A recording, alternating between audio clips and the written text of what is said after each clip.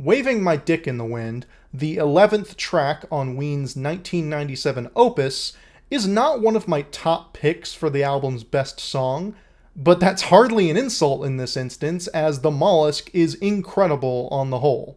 I've had mixed feelings on this song in the past, and it was my recent realization of just how good it really is that inspired me to discuss it in video form.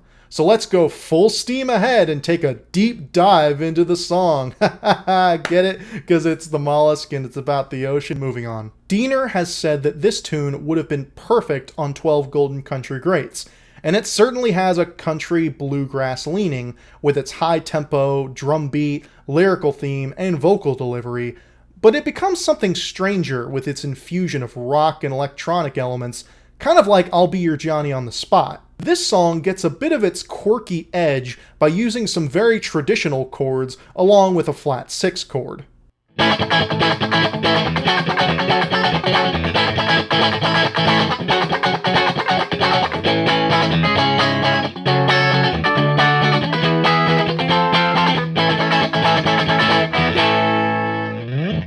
This adds some spice while keeping things moving, and the flat 6 chord is also used in the song Powder Blue from the country record. It's cool hearing Dean and Gene internalize these songwriting techniques that they've developed and using them in separate musical contexts, which are both similar and different in many ways.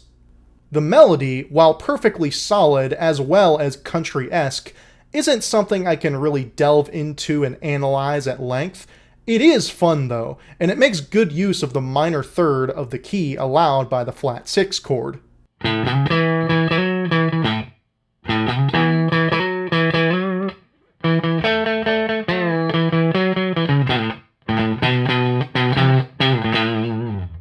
This melodic turn of phrase is not only off-kilter, but it also, funnily enough, lands on the second repeat of the word dick.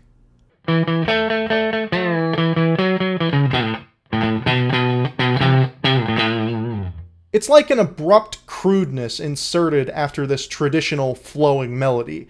It's a melodic surprise that sort of acts as a slap in the face. A slap in the face from a dick. I'd also like to take the opportunity to mention how Aaron's vocal versatility comes into play in a tune such as this. While he is helped out by the fact that he's singing in a bit of a lower register, as well as the sort of telephone effect he's got on his voice, Jeaner's delivery here is so, well, plain that it greatly adds to the track's identity. His straight, sometimes staccato delivery is where a great deal of the quirkiness comes into play, along with that fantastic, energized rhythm guitar work courtesy of Mickey. And now the video goes off the rails, because this is where I hawk my spiel about the lyrics, and folks, I got a lot to say. The title phrase is one that conjures up a very humorous mental image that I imagine most will be centered on when giving the track a first listen. But what does that phrase actually mean? Sure, you can interpret it literally, and because of that, many people believe that this is about a trucker who, does stuff to himself while driving late at night. I'm so bad at speaking. However, I view it more as a metaphor for the narrator's emotional state, though I also agree on the song being about a trucker. In fact, it has sort of a similar subject matter as another song from the country album, I Don't Want to Leave You on the Farm, except the circumstances are a bit different. He just wants to make it home to be with his loved one, but in the meantime, he's out driving on some dark, lonesome highway and, well, he's lost in the sauce once again.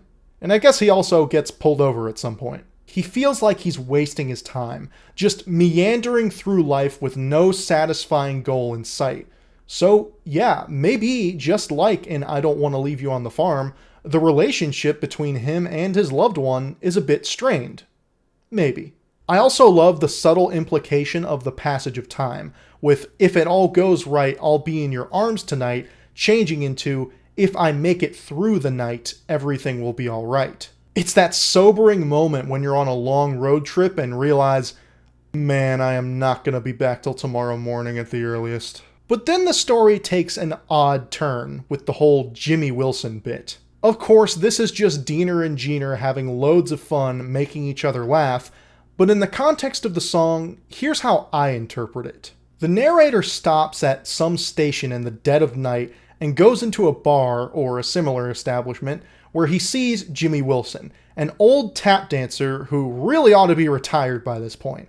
However, our narrator, with nothing better to do, gives Jimmy Wilson the inspiration to give the best darn tap dancing performance you ever done seen, big deal. After enjoying his performance and having some fun though, the narrator is back on the road with Jimmy Wilson's old and disheveled state serving as a reminder hanging over his head of what this repetitive, soul-sucking life may inevitably lead to. The only hope for him is that, like Jimmy, he can embrace it and rediscover the love one day, but that's unlikely at this rate. Really, all of this could very well be a metaphor for the life of a touring musician, which Gene and Dean would obviously be familiar with. And I believe some other songs like If You Could Save Yourself relate to this concept as well. Because yeah, touring takes a serious mental and physical toll on you, and with relationships becoming more strained because of it, as well as addictions potentially being developed, it all adds to the frustration and depression which could be summed up as an aimless feeling of waving your dick in the wind. Yeah, not nearly as funny as interpreting it literally. Out of all of Ween's albums, I think The Mollusk has the best production.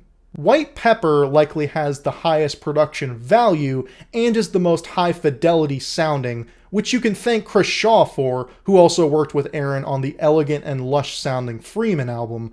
But to me, The Mollusk has the perfect mixture of the lo-fi and hi-fi sensibilities that the band explored.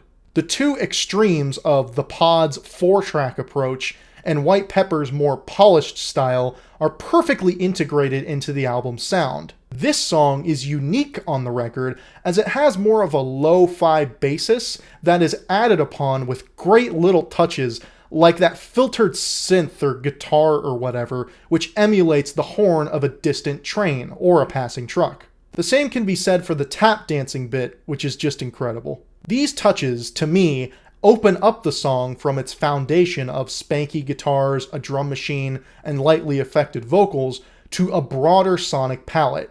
And that palette serves to expand the track's concept into something that you can feel unfold around you as it envelops you, which is exactly what great music does. Some might say that this track doesn't fit that well on The Mollusk stylistically or thematically, and while I can see where they're coming from, I disagree. Through its arrangement, lyrics, and production, the track paints a picture so vividly that I can't help but think of ways that it could tie into the theme of the overall album.